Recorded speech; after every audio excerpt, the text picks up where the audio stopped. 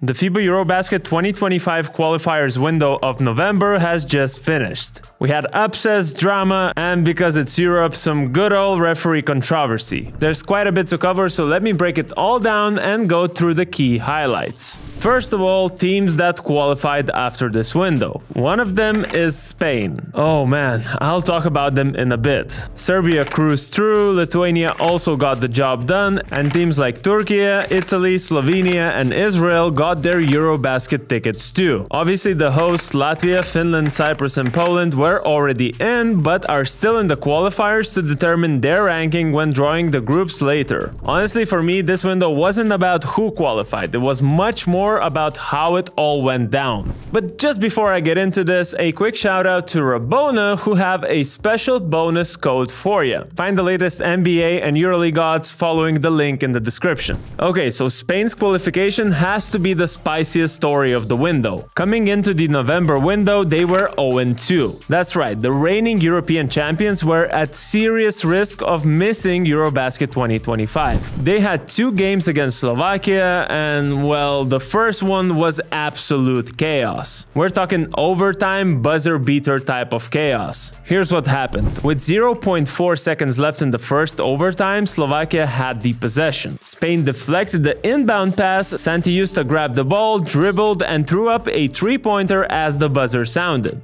The refs reviewed it and counted the shot, which meant that Spain and Slovakia were going to play a second overtime. But there were so many things that were bizarre that we have to rewind a little bit. A possession before, it already seemed like the game was over. Frank Guerra puts it up. Wow, Dobru nuts. Slovenska, good night. Bratislava, they get their first victory. Or have they? Then the refs decided to review the game clock, put it at 0.4 and give the possession to Slovakia, which, like I mentioned before, resulted in that steal and the buzzer beater.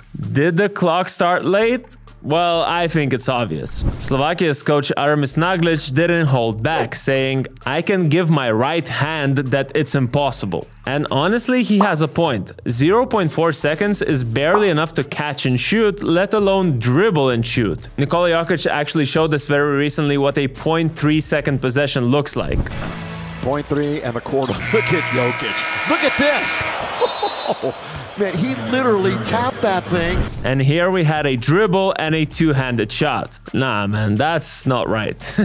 Anyways, the call stood and Spain went on to win the game in the second overtime. Then on Monday, Spain also won the second game against Slovakia, this time without any drama, securing their spot in the EuroBasket. But let's be real, Slovakia definitely deserves to say and also feel like that was a robbery. Now, Lithuania also has something to prove. They dropped an earlier game in February to Estonia, which was unexpected. So coming into this window, they were under pressure to deliver, and they did by securing both wins. But the main story of this matchup was the performance of Nenad Dimitrijevic. The guy dropped 43 points on Lithuania. He hit 7 threes, dished out 6 assists, and had 40 PIR. Unfortunately, it wasn't enough for his team, as North Macedonia still lost the game 94-72. To make things worse, Dimitrijevic left the court with what looked like a serious leg injury. Thankfully, it turned out to be just a cramp, but still that was a scary moment. Oh, and around this time, talks about D'Angelo Russell getting naturalized and playing for Lithuania started, but they were quickly shut down by the Lithuanian Basketball Federation.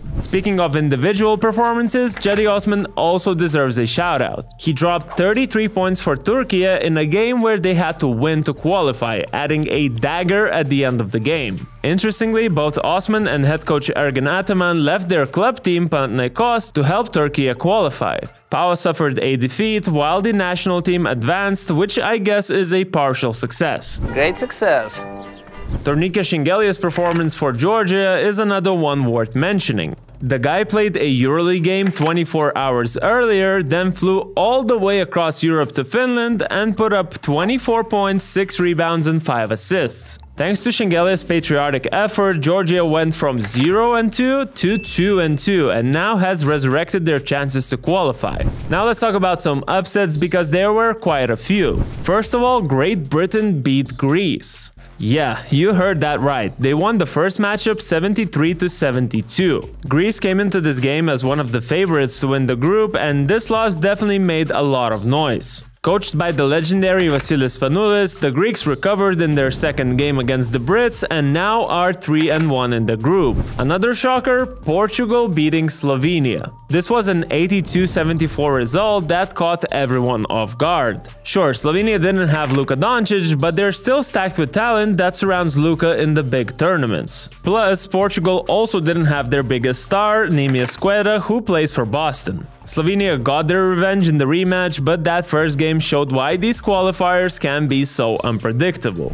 And of course, Sweden beating Germany. Germany, the reigning world champions, the team that finished third in the previous EuroBasket, got outplayed in Stockholm. Sweden just had more energy while Germany looked uninspiring, to say it nicely. But let's not forget, this is a completely different team from the one that was competing in the Olympics or the World Cup. I guess it's just not the best start for the new head coach of Germany, Alex Mumbrú. For Sweden, they are now tied with Germans at 2 wins and 2 losses, and there's plenty of unanswered questions heading into the next window. So, what's next exactly? February's window should be as intense since there are still plenty of spots up for grabs. In Group A, Portugal pretty much needs 1 win to become the 3rd team to qualify.